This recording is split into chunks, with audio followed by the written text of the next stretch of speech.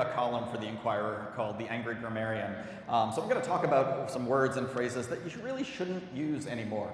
And I start with an apology, because a lot of the words that I'm going to be saying over the next 6 minutes or so are offensive. I don't mean offensive like swear words, because I don't actually believe in swear words. I think that George Carlin had that right. But they're words that, as I said, you should stop saying because they are harmful. And I repeat them here only to examine and unpack them honestly. So maybe you learned when you were growing up that you should not use the passive voice, but nobody told you that doing so could be a matter of life and death. Passive voice eliminates agency, it eliminates responsibility, and that has a big effect on how you interpret what you read. I started collecting examples of this last summer after Derek Chauvin murdered George Floyd. Note what I said there. Derek Chauvin murdered George Floyd. I didn't say after George Floyd was murdered, because that lets somebody like Derek Chauvin off the hook. I went looking, these were not difficult examples to find, and each one of these sentences influences how you interpret what you're reading. They ignore or bury the fact that it was people who shot those rubber bullets at protesters or who fired those tear gas canisters, and they can shape whether you fault the police or the protesters for violence and whether you think the cops acted too aggressively or appropriately. So avoid the passive voice where you can is the moral of the story here. Up next, domestic terrorists. So go do a Google image search, as I have here, for terrorists.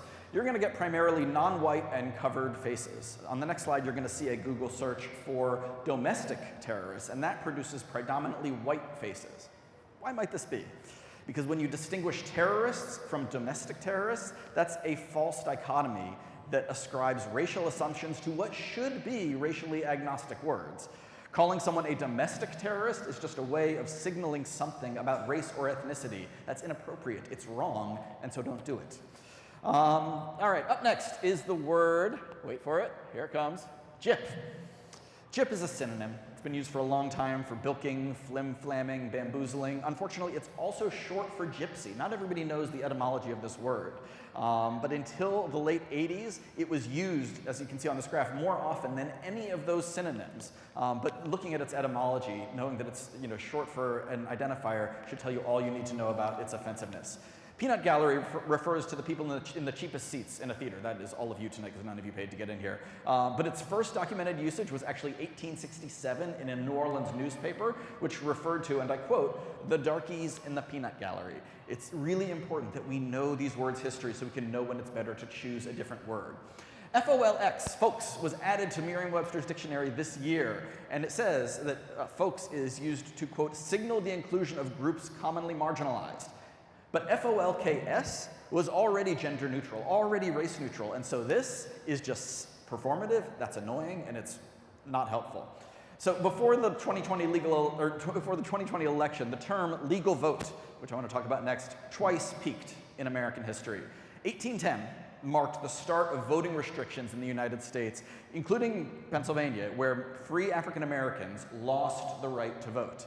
And then in 1876, the next time, Samuel Tilden had just won a close popular vote over Rutherford B. Hayes, but there were 4 states' results that were disputed, and so neither candidate had an electoral college majority. Does any of this start to sound familiar? And the resulting compromise of 1877 led directly to poll taxes, literacy tests, and things that disenfranchised black voters all across the South. This is the history of legal votes and why the term is so problematic now.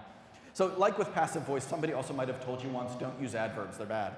And in many cases, that's because you can make a stronger sentence by eliminating an adverb, replacing it with an adjective. These campaigns or tactics that are referenced here, were they racially charged or were they just racist? Racist is an adjective, and in every one of these cases, it would make for a stronger and more accurate sentence. Stephen King once wrote that the road to hell is paved with adverbs. Don't do anybody favors by calling something they did racially charged or racially coded. Racist is the more accurate descriptor here. Next is a nursery rhyme that you may be familiar with, Eeny, Meeny, Miny, Mo. But think about the second line of this. If you grab a tiger by the toe, do you think that it's actually the tiger that's going to be hollering? The original version of this nursery rhyme, which you don't hear as much anymore, but you can find in books, the tiger was actually a much more hateful word that also ends in G-E-R. You can imagine what that is. All right, no can do. So I know that this is Philadelphia. Trust me when I say that I love Hall & Oates even more than you do. But this innocent-seeming phrase is actually derived from 19th century Pidgin English, and Americans, those wonderful Americans, said it to mock Chinese immigrants. I can't go for that. Neither should you. All right, the unvaccinated. So look up the noun unvaccinated in the dictionary. I've done this for you. It's not in there. It's not a noun. It's in there as an adjective, but in the last few months, and you can actually measure this, usage of the unvaccinated as a noun has actually exploded. That's really significant, and it's also a big problem, because it's a move away from using unvaccinated as an adjective, as in unvaccinated people. You know, for the same reason that it's dehumanizing to refer to a disabled person as the disabled, when vaccinated people refer to the unvaccinated, it dehumanizes those people and draws a deeper wedge between the two groups. But also referring to the unvaccinated as a group can make them feel like, hey, I'm a part of a group. And it takes this decision to not get a shot and makes it seem like an innate characteristic. And in a desire to be a part of this tribe, unvaccinated becomes not just a choice, but a definition of who somebody is. And once that happens, it's a lot harder to convince those people to get a shot. All right, I wanted to finish up with a few things that are not necessarily offensive, but really just overused, and so you should stop using them all the same. If you said it is what it is today, as somebody said to me in a meeting, you didn't say anything. That sentence means nothing, so stop using it. I don't know who needs to hear this. This is another one that just comes up way too often. You do know who needs to hear it, so tell them directly. Asking for a friend. No, I don't think you actually have any friends. It's actually you. All right, it me, unless you are gritty, and I don't see him here, he's pretty recognizable. Stop saying it me, it's way overused. I'm not crying, you're crying. Again, that comma splice, first of all, is gonna kill you every time.